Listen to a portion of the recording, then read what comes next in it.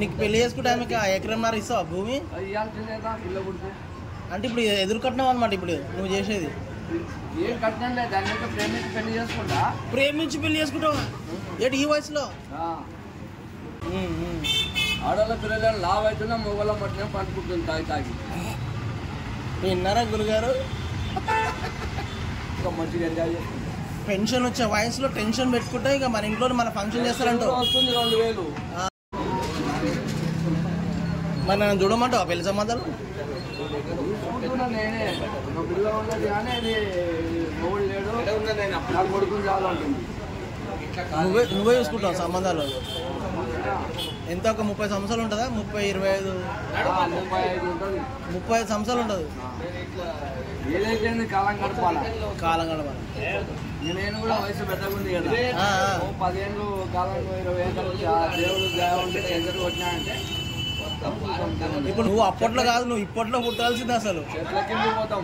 చెట్లు దుప్పట్లు గట్రా దుప్పట్లు ఒక బ్యాగులో పెట్టుకొని పోవాలి.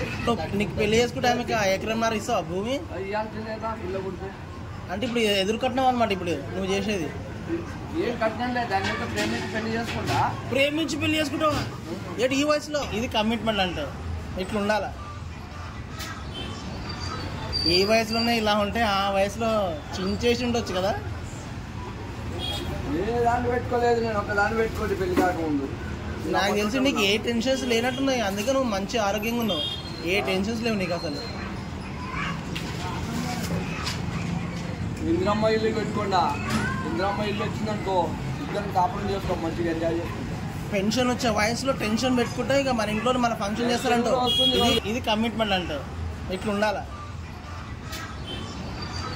ఏ వయసులోనే ఇలా ఉంటే ఆ వయసులో చించేసి ఉండొచ్చు కదా. ఏ దాన్ని పెట్టుకోలేదు, నేను ఒక దాన్ని పెట్టుకోండి పెళ్లి కాకముందు. నాకు తెలిసి నీకు ఏ టెన్షన్స్ లేనట్టున్నాయి, అందుకే నువ్వు మంచి ఆరోగ్యంగా ఉన్నావు. ఏ టెన్షన్స్ లేవు నీకు అసలు. ఇంద్రమ్మ ఇల్లు పెట్టుకోండా. ఇంద్రమ్మ ఇల్లు వచ్చిందనుకో ఇద్దరిని కాపురం చేసుకుంటాం, మంచిగా ఎంజాయ్ చేసుకుంటాం. పెన్షన్ వచ్చే వయసులో టెన్షన్ పెట్టుకుంటే ఇక మన ఇంట్లో మన ఫంక్షన్ చేస్తారంటావు. వస్తుంది 2000. 2000 పెన్షన్ కూడా వస్తున్నది.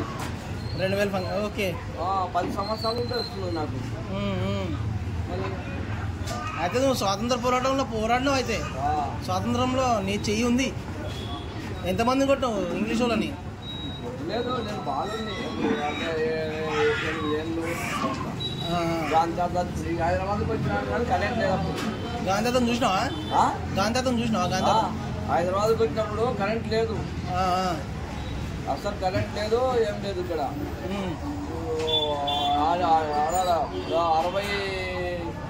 59 చార్మినార్ మొత్తం శిఖరం వరకు ఎక్కిన. మొత్తం శిఖరం మొత్తం తిరిగిన. కౌరులుగా పడిపోయి చాలా మంది వచ్చింది. కానీ అప్పుడు ఎంత కనిపించింది అంటే 2 అంతస్తుల బస్సు. నీ చెల్లి ఎంత ఉంది అంత ఏది అనిపించింది. ఇంత సైజు అంటే 5-6 ఇంచులు ఇంతే హైట్. 2 అంతస్తుల బస్సు. 2 అంతస్తుల బస్సు మీకు చూలే. బస్సు మీద బస్సు డబుల్ డెక్కర్ అంటారు. అవును. అది మనిషి గింతనే 2 ఇంచులు అగ్గిపెట్టే నిలబెడతాం కదా గేడి, అంత కనిపించేది మనిషి కింద. దాని మీద కింద చూస్తే అప్పుడు 2 సార్లు ఎక్కిన.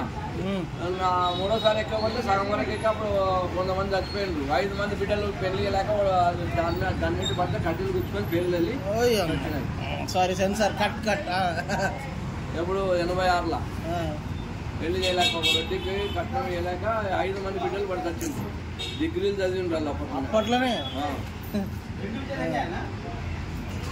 ఇప్పుడు కూడా ఆడవాళ్ళ కట్నాలు ఇవ్వలేక చెప్తే నోరు మూసుకుంటావు, నవ్వు ఏడుతావు లేకుంటే. ఆడవాళ్ళ పిల్లలను లావ్ అవుతున్నా మొగల మట్టిన పండుకుంటుంది తాగి తాగి. విన్నారా గురుగారు?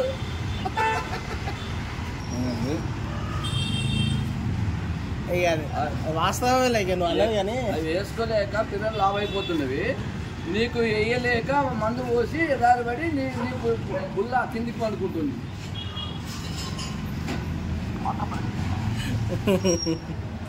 వాస్తవాలు కానీ కొంచెం ఏమంటారు నాటు భాష అనమాట. నాటు భాష కాదు, ఉండే వాస్తవం అది. కోడి కంటే అధ్వానం మొగలది. వాడలో ఫుల్ పవర్ ఉంది ఇప్పుడు, మొగల పవర్ లేదు.